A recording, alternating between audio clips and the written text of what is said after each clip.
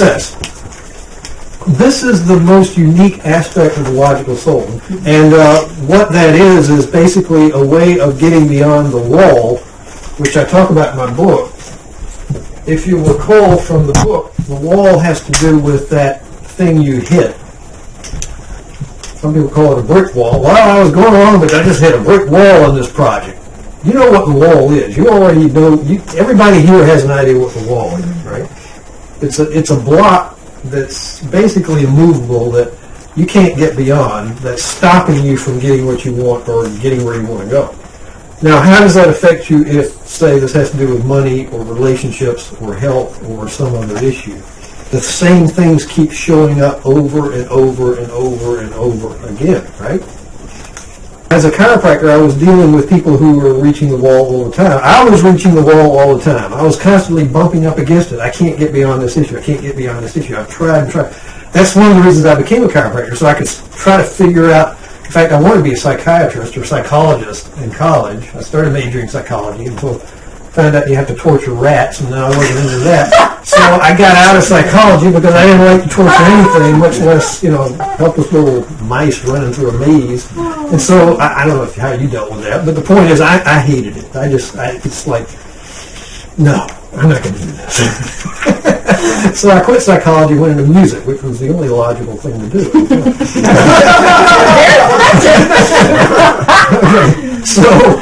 So I majored in music for a while until I found out they didn't have a music major at the college I was in, so I had to go to the University of Georgia. Anyway, long story short, I dropped out of that to teach meditation, and then I got into other things and eventually ended up in real estate.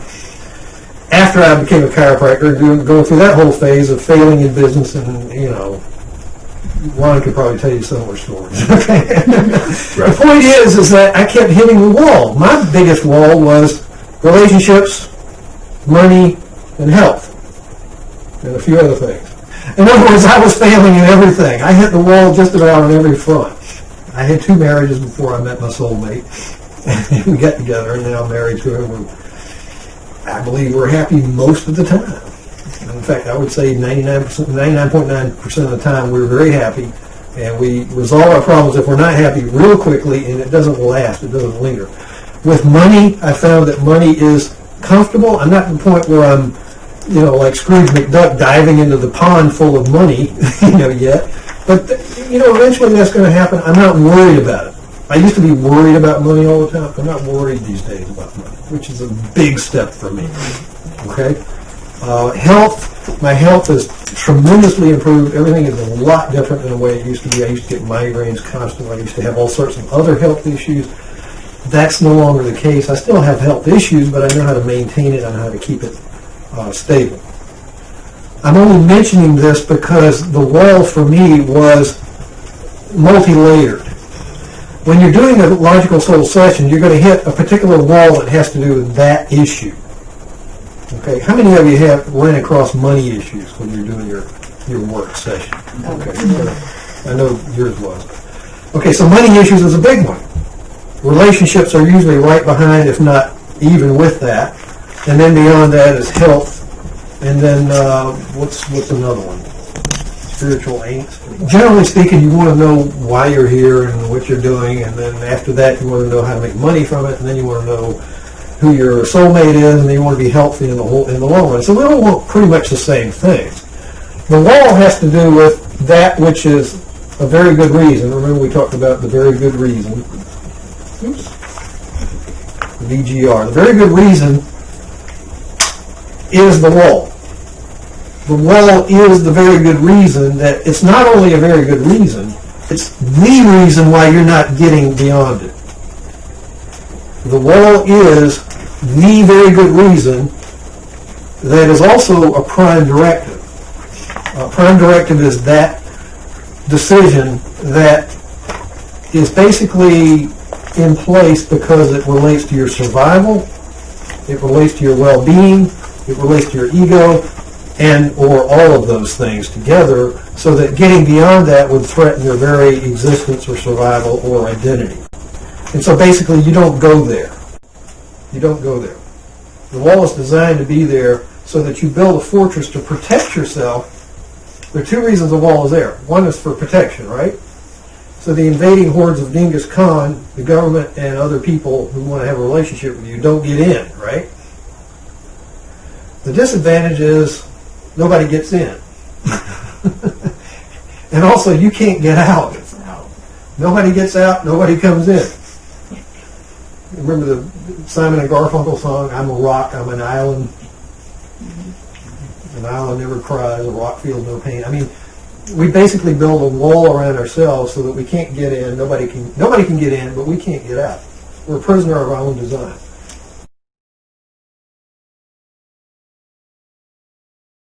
So the wall is a prime directive that to get access beyond that wall requires a special procedure. And that special procedure is what I stumbled across when I was doing a session one day with someone who in my book I call Kathy, and I was doing this session with Kathy, and it had nothing to do with anything except that I remember as a chiropractor I muscle tested a lot, and I just thought it would be interesting. We were going into business together. We were going to do some consulting with some local corporations or whatever, because she had some connections, and we were going to go do that maybe as a joint venture type thing. And so I figured, well, it'd be good if we were on the same page and if we wanted to do business together. So I just figured it'd be helpful to muscle test to find out if we were both compatible with each other and doing business with each other. Long story short, that's about as far as it got. I don't remember if I was strong or not, but I remember testing her, and at a certain point she just went weak. I mean, there was no energy at all. I realized there was a limit, and I had done this work before, so I started asking questions, but at a certain point we reached the wall.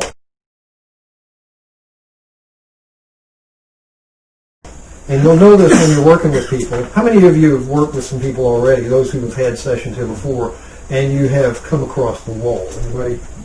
Okay. Ron, what's that like? It's a frustrating experience to just not know how to get beyond that. Think that you do everything right, and then you push and push and push and can't make progress. Mm-hmm. Mm-hmm. In the past, what would you do? Be frustrated and blame myself. And realize that you can only take people so far, and then they got to help themselves. Very good reason. The wall is there for a very good reason. In the past, when therapy is there, when you have a technique and you get to the point where you hit the wall, at least I used to do this. I used to think, well, I can only take them so far. They've got to want to go further. In other words, I put it on them. Until I realized it wasn't their fault. There's nothing they could do about it because they did not have, what? Access. They did not have access to change that decision. When I realized that, it was like hit me like a ton of bricks, like a wall falling down. Boom. Because I realized that, if they can't change it and I can't change it, this wall is there forever. And that was kind of depressing. And so when I was working with Kathy, I said, well, what? And I hit this wall with her. And I was saying, oh, geez, it doesn't look like we're going to be in business.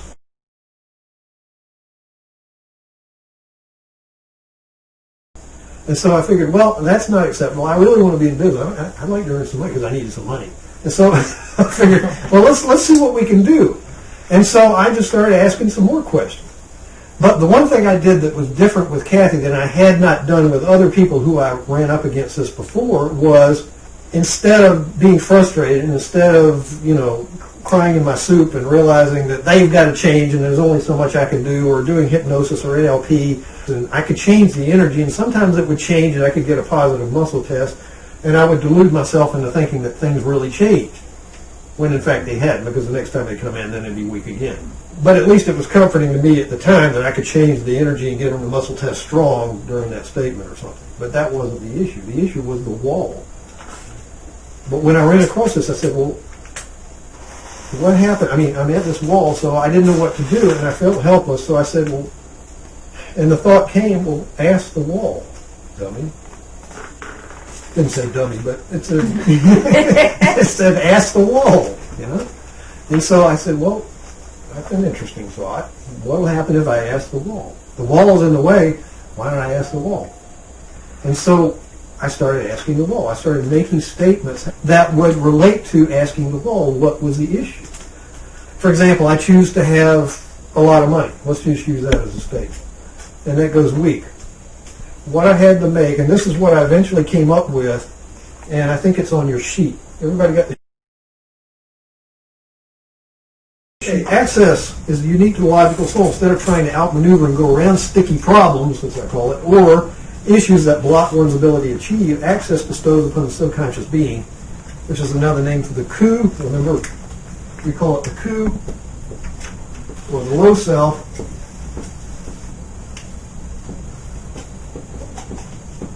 These are different names for that being, also called the Unahipali.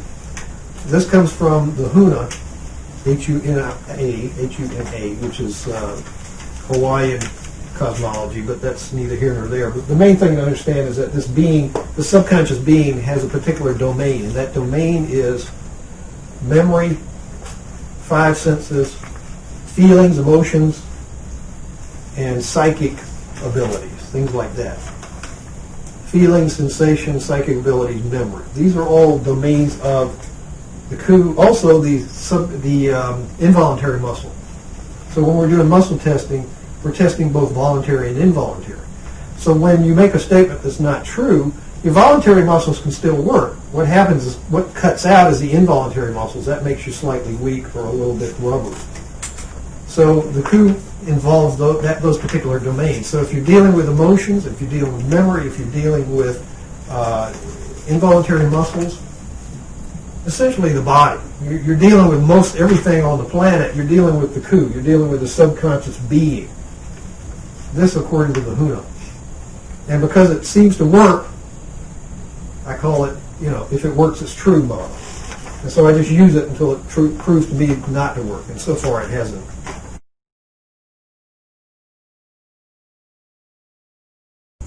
So the two things you want to test when you're testing for access. Access available to change this program, and I allow so-and-so, whoever you're testing, their name, I allow so-and-so access to change this program.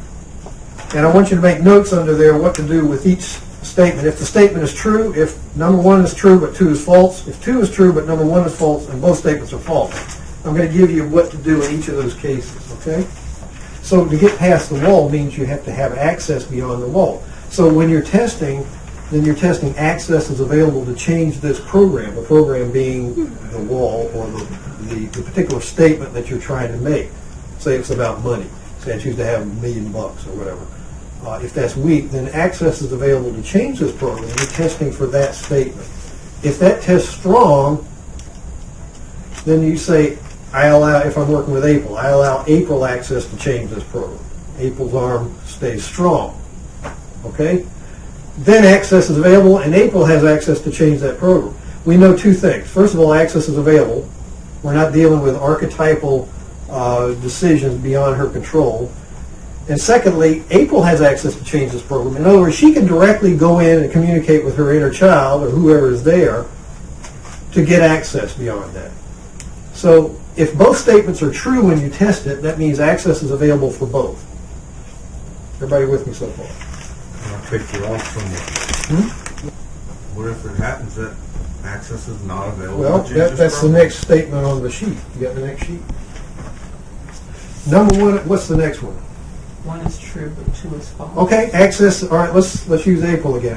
April says, well, I choose to be a multimillionaire. April says, access available to change this program.